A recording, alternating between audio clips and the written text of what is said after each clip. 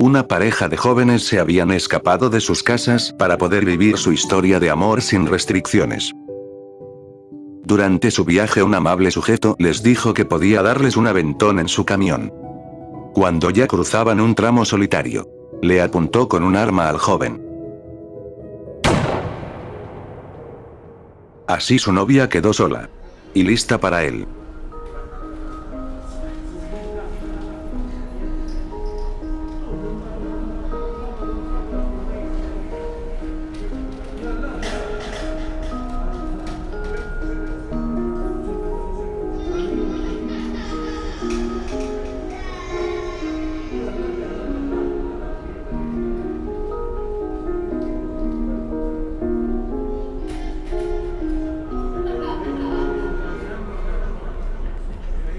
Pasadena, Texas.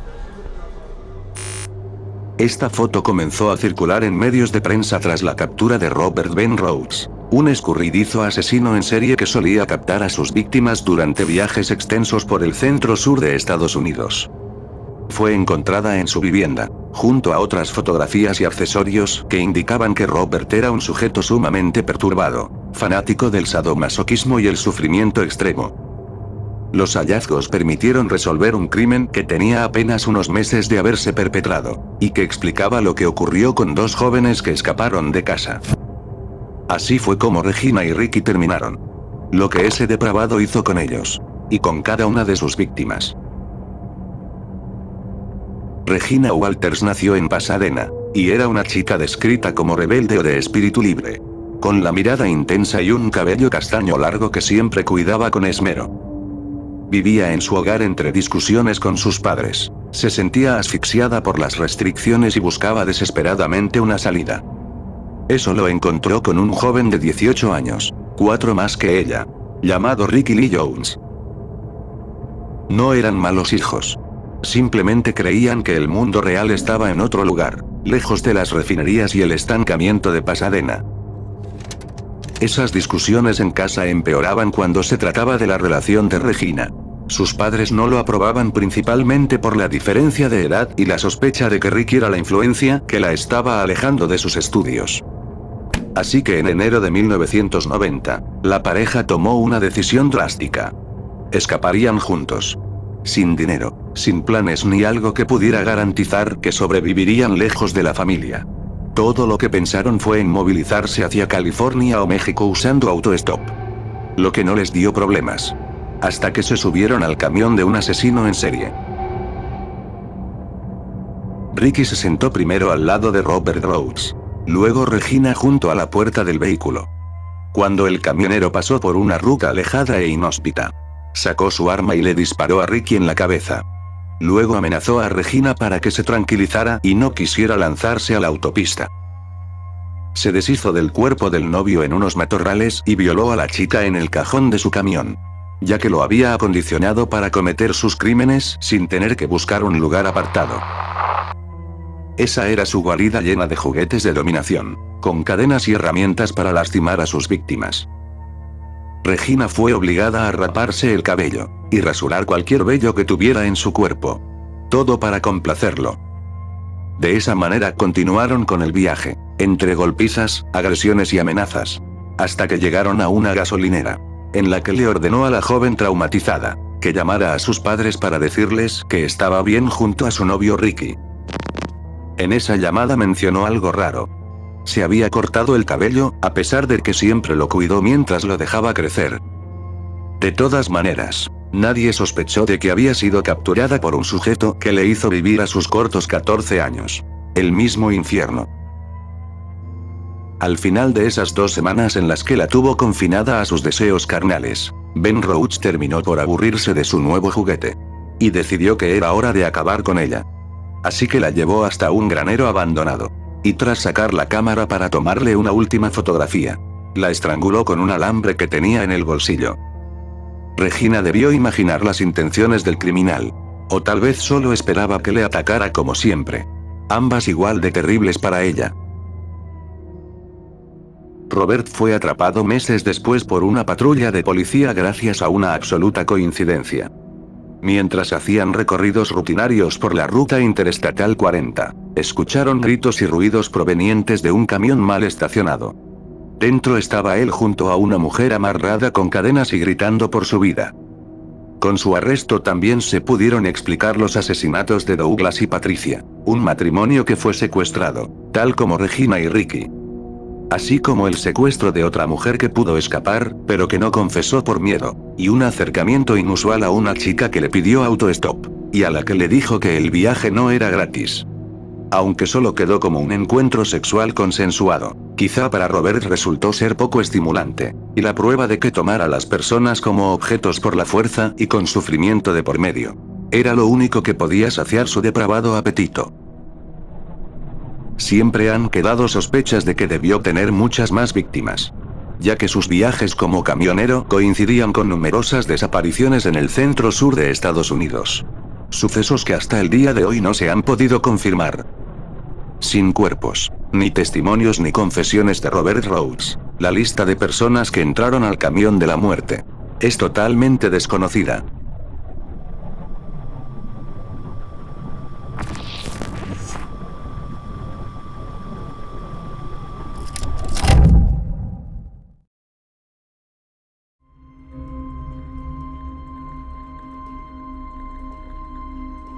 Era el 1 de diciembre de 1948, en la playa de Somerton, ubicada en Australia, cuando el cuerpo de un hombre que usaba traje y zapatos finos fue hallado sobre la arena como si estuviera durmiendo. No encontraron ninguna identificación, solo una hoja que parecía guardar un mensaje codificado. Este caso es uno de los más misteriosos de la historia, y terminó inmortalizado gracias a esta fotografía tomada por los agentes a cargo de la investigación. La autopsia no expuso ninguna herida, pero su cuerpo mostraba signos extraños. Tenía los órganos congestionados y sangre en el estómago, indicios de un posible envenenamiento. Sin embargo, no había rastro de ningún veneno. En sus bolsillos encontraron objetos comunes. Nada que revelara su identidad. Ni su nombre, ni documentos, ni huellas registradas en ningún sistema del mundo. Era como si nunca hubiera existido. Semanas después apareció una maleta abandonada en una estación. Dentro había ropa, herramientas y un detalle que podía pasar desapercibido. Un carrete de hilo que no era común en Australia, idéntico al de un arreglo hecho en el pantalón del cuerpo. La maleta le pertenecía a él. Luego de varios meses encontraron algo igual de turbio. Un bolsillo oculto en su ropa que estaba cosido desde dentro, con un pequeño trozo de papel y una frase escrita. Tamam shud, que en persa significa terminado. Ese fragmento fue arrancado de un libro. Quizá ahí habría alguna pista. Solo faltaba encontrarlo. Eso era más fácil de decir que de hacer. La policía no estaba preparada tecnológicamente para efectuar rastreos masivos. Tenían que esperar a que alguien hablara. En julio de 1949, un hombre se presentó en la comisaría diciendo que había encontrado un ejemplar del libro tirado en el suelo de su auto, específicamente en el asiento trasero. Se titulaba Rubaiyat. Según su testimonio, días antes había estado estacionado cerca de la playa en el mismo día donde apareció el cadáver. Al regresar a su coche notó el libro, pero no fue algo que le importara lo suficiente ya que todas sus pertenencias estaban intactas. Tiempo después, al ver en las noticias que la policía buscaba un libro del cual había sido arrancada una página con la frase Tamam shud, decidió entregarlo. Cuando los investigadores lo revisaron, confirmaron lo que esperaban. Al ejemplar le faltaba exactamente la página final, la misma de donde provenía el papel encontrado en el pantalón del muerto. En la parte posterior del libro vieron un código secreto que no pudo ser descifrado, además de 2 números de teléfono. Solo uno de ellos contestó. Una mujer llamada Jessica Thompson.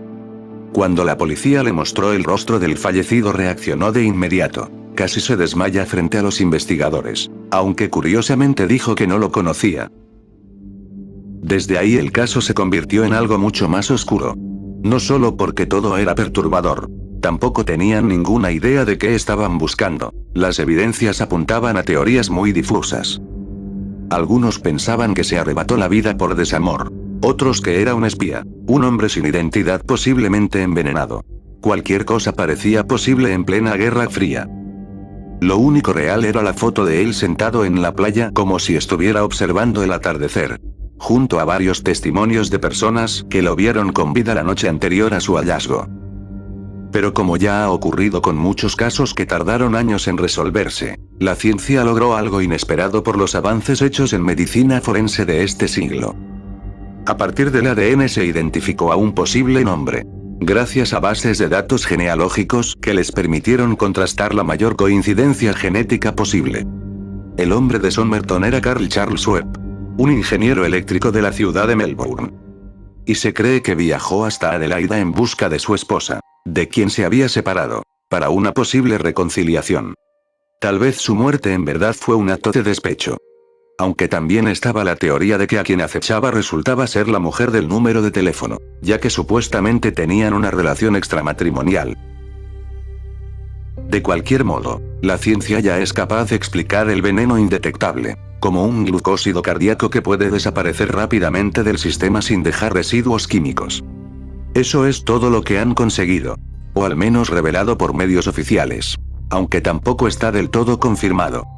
Nada raro si se considera que han pasado más de 70 años desde entonces, tiempo suficiente para que la evidencia faltante o testigos que pudieron haber aportado, desaparecieran o fallecieran. ¿Qué significaba el mensaje? ¿Qué hacía en esa playa y qué le pasó esa noche? ¿Por qué ningún conocido se acercó tras verlo en los periódicos? Tenemos un nombre y varias pistas, pero la historia sigue sin estar terminada.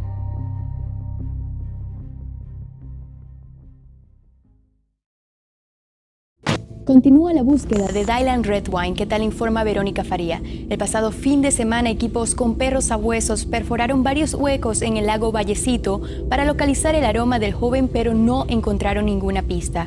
Hasta los momentos, la recompensa por información que conduzca a la búsqueda de Redwine aumentó a más de $50,000.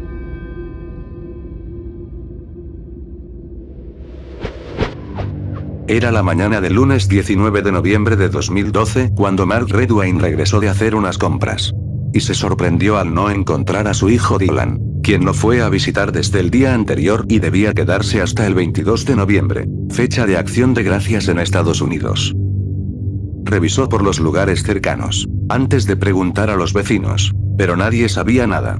Entonces decidió llamar a la mamá de su hijo, de quien se había separado tras constantes discusiones, para realizar la misma pregunta, suponiendo que quizá este regresó a casa sin avisarle. Ella tampoco tenía idea de qué pudo haber ocurrido, no le escribía desde la noche pasada. Así que Mark solo le pudo decir que lo vio antes de salir a hacer compras, sentado en el sofá frente a la televisión. Al parecer se había esfumado. Con ello empezó la búsqueda de Dylan Redwine Hall. Policía y voluntarios hicieron una exploración a través del sector de Vallecito en Colorado, entre montañas y senderos en los que era fácil perderse, más aún para un niño de 13 años. Eso alimentó la teoría inicial de que debió salir a caminar y terminó desorientado por accidente en los alrededores. Su padre vivía en una zona bastante alejada y llena de vegetación, así que sonaba plausible. Sin embargo, se terminó por descartar varios días después, cuando encontraron un zapato que le pertenecía a Dylan en un sendero cerca de la casa en Vallecito. Lograron comprobarlo gracias a un diente de leche que conservaba la madre, así que no tenían ninguna duda.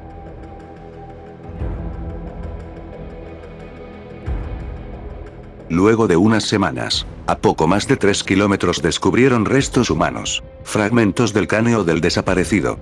Ahora querían creer que lo hizo una criatura salvaje, pero ninguna lo hubiera escondido y repartido de esa manera tan meticulosa. Dylan fue asesinado. Y su hermano mayor aseguraba algo muy perturbador. Sabía quién era el responsable. Casi no tenía ninguna duda al respecto. Ese hombre era Redwine Mark, su propio padre.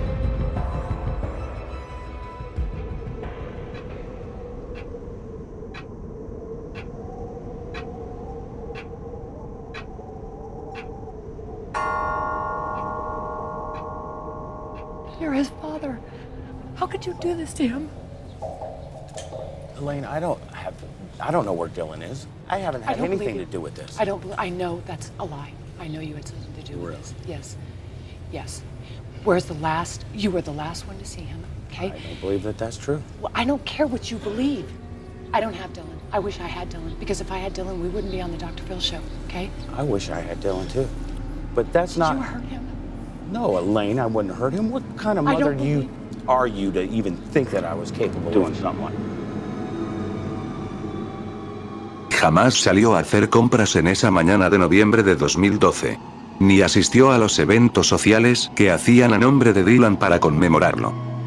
La verdad fue que tiempo antes de la desaparición, él descubrió su más oscuro secreto. Una noche cualquiera quiso jugar con sus amigos desde la casa del progenitor, y solo tenía la computadora de este a la mano. Así que la encendió sin ningún deseo de husmear a primeras. No obstante, resultó casi inevitable cuando vio una carpeta en el escritorio llamada Mi Mundo Elegante, que podría traducirse a Mi Mundo de Fantasía. Dentro se hallaba una colección extremadamente repulsiva de fotografías que ni siquiera soy capaz de mostrarte sin censura. Pero puedo describirlas. Mark comiendo heces humanas de un inodoro, de un pañal y de sus propias manos. Materia fecal que para él resultaba ser un festín sumamente placentero. En especial si se vestía con ropas sensuales de camarera o de azafata. Dylan supo entonces que su padre era un coprofílico y fetichista compulsivo, que obtenía excitación al ingerir sus propias heces. Todo eso perfectamente documentado para entretenerse con los recuerdos. Aquí existe un hecho ampliamente esparcido, pero que no ha sido comprobado. Mark no asesinó a Dylan tras atraparlo viendo en su computadora. El asesinato aconteció mucho después. En realidad Dylan se lo contó a su hermano, quien a su vez, y tras tomarle fotografías a esa evidencia, usaba la información para humillar a Mark en discusiones por ser siempre agresivo con ellos y por sus conductas extrañas. Cory en una ocasión llegó a decirle a su perturbado padre lo siguiente: «Eres lo que comes, mírate en el espejo». Y Dylan, aunque menos directo, de igual manera hacía notar su rechazo. El problema estaba en que su madre no tenía idea de estos hechos tan retorcidos. Mucho menos la corte judicial que obligó a Dylan a realizar una visita programada desde el 18 de noviembre, hasta el Día de Acción de Gracias. Esto promovido por el propio padre. En cuanto a por qué alguien que no amaba a sus hijos exigió la visita hasta llevarlo a instancias legales, se puede suponer que lo hizo para poder confrontarlo por las constantes humillaciones hacia sus propias parafilias, y retomar el control perdido. Cuando llegó el día de la visita programada, la reconstrucción de la fiscalía estableció que Dylan pudo responder a su padre con las fotografías durante una discusión acalorada. Fue ahí que Mark, lleno de rabia, lo atacó con un objeto directo en la cabeza hasta asesinarlo. Luego se llevaría a su hijo en la camioneta para deshacerse de él entre la vegetación que colmaba al sector de Vallecito. Después fingió haber salido a hacer compras y llamó a la madre para despistar. Aunque esta versión ha sido negada y es difícil de confirmar del todo. Durante los años siguientes Cory mantuvo sus sospechas hacia este degenerado. Algo que pudo verse durante el programa televisivo de Dr. Phil. Mark también se presentó a este programa y siempre negó estar involucrado, incluso cuando le sugirieron realizar una prueba de polígrafo para exponer que no estaba mintiendo. Mantuvo la versión de que su hijo fue secuestrado. Por cierto, este canceló la prueba a última hora diciendo que no se sentía bien y que había ingerido licor. Seguramente lleno de miedo por quedar expuesto ante miles de espectadores. De cualquier manera, en 2017 lo arrestaron tras la acumulación de pruebas que hallaron con testimonios de personas que afirmaron haberlo visto en su camioneta, cerca de donde encontraron los restos de Dylan, así como las acusaciones del propio Cory, y de la evidencia genética que vieron en su casa, con rastros de sangre y otras muestras genéticas que eran imposibles de negar.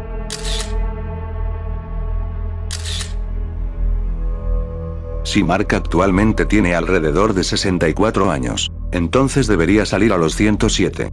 En caso de cumplir la totalidad de la condena.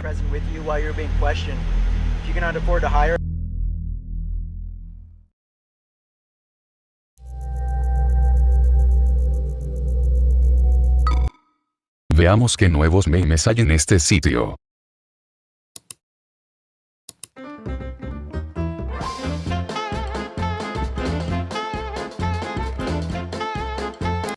Qué extraño. No conozco a ese señor.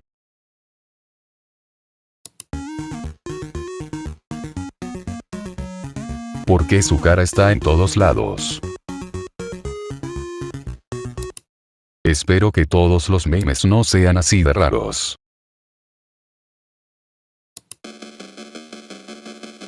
¡Demonios! ¿Pero quién es Brian Peppers?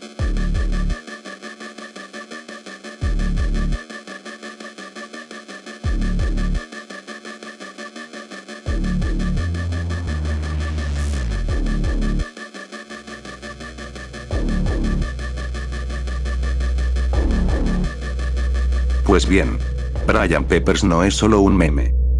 Su historia es uno de los primeros y más oscuros ejemplos de cómo la cultura inicial de Internet a mediados de los años 2000 podía transformar a un ser humano real, con una condición médica severa y antecedentes penales, en un fenómeno viral de burla masiva. En especial desde sitios como You Are the Man Now Doc. Brian nació en 1969 y padecía de una grave deformidad craneofacial, aunque su diagnóstico exacto nunca fue confirmado públicamente por la familia. El consenso médico basado en su simple apariencia sugiere que sufría del síndrome de Crouzon, o del síndrome de Apert. Esas condiciones afectan el desarrollo de los huesos del cráneo y la cara, provocando características muy distintivas, como los ojos protuberantes y otras expresiones de deformidad. Sumado a ello, quienes investigaron su caso dijeron que vivía postrado en una silla, y que necesitaba de atención constante en un centro de cuidados, al menos durante la última etapa de su vida, ya que falleció en febrero de 2012, a los 44 años de edad. Su enfermedad por sí sola no lo catapultaría a la fama más bizarra posible. Eso ocurrió tras un incidente en 1998. Cuando Peppers fue condenado en el estado de Ohio por el cargo de imposición sexual grave, la cual implica que no hubo penetración, aunque sí acercamiento no consensuado. Debido a esa condena, la ley estatal exigía que sus datos y su fotografía terminaran ingresados en el registro de delincuentes sexuales. Fue esa foto la que años más tarde desencadenaría todo un fenómeno en Internet. A principios de 2005, la fotografía policial de Brian Peppers llegó a ser descubierta en el sitio público del registro policial y compartida en distintos foros o redes sociales de antaño. El sitio que popularizó su imagen fue la de You Are the Man, muy conocida en la época para crear páginas simples con archivos de audio repetitivos. El rostro de Peppers era tan inusual que la gran mayoría de internautas pensaban que era una imagen generada por computadora. Lo que ahora todos llamarían inteligencia artificial. Esta especie de misterio llevó a que presionaran a Snopes.com, un portal pionero en verificación y desmitificación de leyendas urbanas. Ellos se pusieron en contacto con la oficina del fiscal general en Ohio para corroborar esa información. Así todos tuvieron la certeza de que Brian existía, e incluso uno de sus compañeros del colegio compartió fotografías del anuario escolar, alimentando más a su fama en Internet. Este caso escaló hasta convertirse en un verdadero problema para el fundador de la misma Wikipedia, cuando crearon un artículo sobre él. La familia Peppers solicitó que se eliminara el artículo, argumentando un severo acoso y por el gran dolor que les causaba. Así que la página de Brian fue eliminada y restaurada constantemente, en lo que sería una guerra de ediciones desmedida. Eso hasta que Jimmy Wales, fundador de Wikipedia, intervino personalmente para eliminar de forma permanente cualquier página del infame personaje. A día de hoy, si buscas su nombre en la wiki, lo único que encontrarás será un artículo sobre la guerra y la supresión de publicaciones relacionadas a Brian Peppers.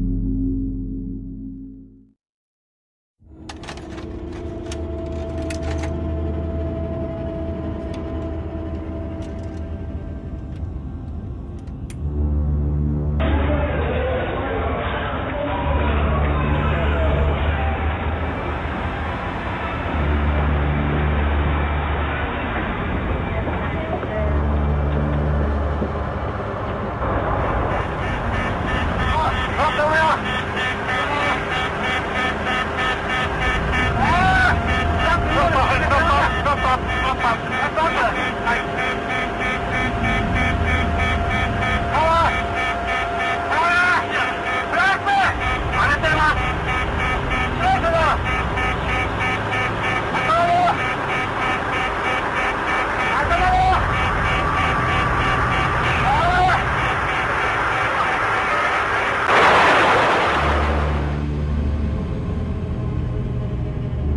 12 de agosto de 1985. Aeropuerto de Haneda, Tokio. Es la víspera de la festividad de Obon, la época en que los japoneses regresaban a sus hogares para honrar a sus ancestros.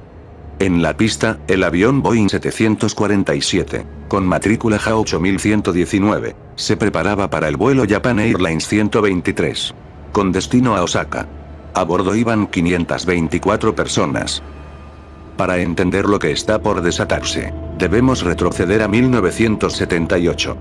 Este mismo avión había sufrido un incidente menor al aterrizar, la cola había raspado la pista. Boeing envió a sus ingenieros para reparar la zona afectada, una especie de cúpula del tamaño de un paraguas que sellaba la cabina. Eso era lo que evitaba que el aire presurizado durante los vuelos se escape. Sin ella, la diferencia de presión podría causar un estallido en la estructura. El manual dictaba que debían unir 2 placas de metal con una pieza de empalme, junto a 2 filas de remaches. Pero los técnicos cometieron un error fatídico. Cortaron la pieza de empalme y usaron una sola fila de remaches. Este simple atajo, hecho por pura negligencia, redujo la resistencia de la cola en un 70%. Por si aquello no fuera suficiente, para poner en riesgo la vida de otros seres humanos, ellos mismos determinaron que aguantaría unos 10.000 vuelos, antes de rasgarse. El problema es que en agosto de 1985, estaba por realizar su vuelo número 12.319 desde aquella reparación. Ese vuelo era el 123. Así que despegaron a las 6:12 de la tarde, sin que nadie tuviera idea de ninguna de estas circunstancias. En la cabina, el capitán Masami Takahama, un veterano instructor con miles de horas de vuelo, supervisaba al copiloto Yutaka Sasaki, quien se sometía a un proceso de ascenso laboral. Tras ellos, un ingeniero monitoreaba los sistemas. Todo parece transcurrir con normalidad. El avión asciende suavemente hacia la altitud de crucero, sobre la bahía de Sagami. A las 6:24 alcanzaron los 24.000 pies. Es ahí que ocurrió un estruendo sordo y seco que sacudió el avión. El aire presurizado de la cabina de pasajeros fue succionado violentamente hacia el interior de la cola, por lo que la presión era tan inmensa que arrancó de cuajo el estabilizador vertical que permitía controlar el vuelo. Y eso no fue lo peor. Al salir disparada la cola, se llevó consigo las 4 líneas de fluido hidráulico.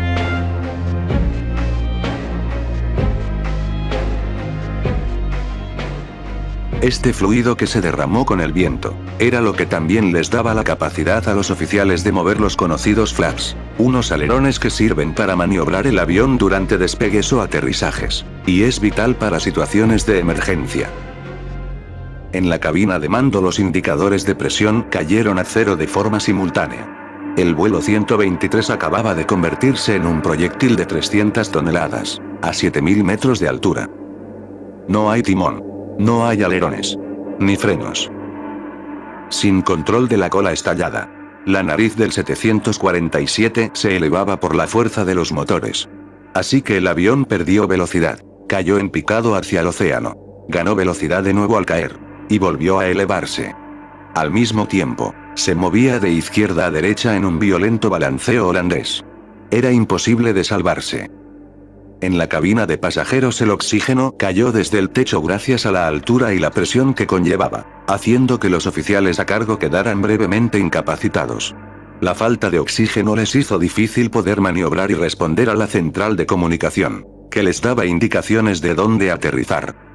En medio de las sacudidas que empujaban a todos a los asientos, decenas de pasajeros comenzaron a sacar bolígrafos y cualquier trozo de papel que encontraron. Bolsas de mareo, boletos o agendas. Ellos sabían que iban a morir. Estaban escribiendo sus testamentos. Hirotsugu Kawaguchi, uno de los pasajeros, garabateó apresuradamente. Machiko, por favor cuida de los niños. Estoy agradecido por la vida verdaderamente feliz que he tenido hasta ahora. A las 6:56, el avión descendió irremediablemente sobre las escarpadas montañas de Kanto.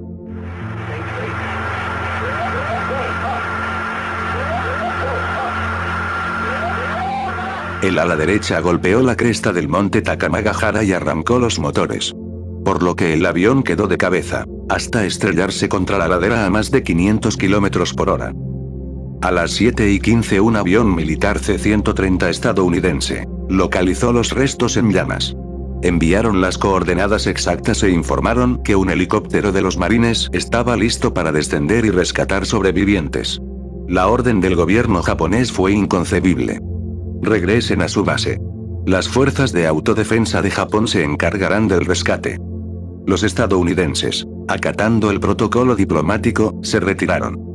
Pero las fuerzas japonesas cometieron un error de cálculo fatal. Un helicóptero sobrevoló la zona, vio la magnitud del accidente y asumió lo que parecía lógico: que nadie pudo sobrevivir a esa carnicería. Como el terreno era montañoso y la noche oscura, decidieron acampar tranquilamente a 63 kilómetros de distancia y esperar al amanecer. En la montaña, la azafata Yumi Ochiai, fuera de servicio y atrapada entre los escombros, pudo despertarse.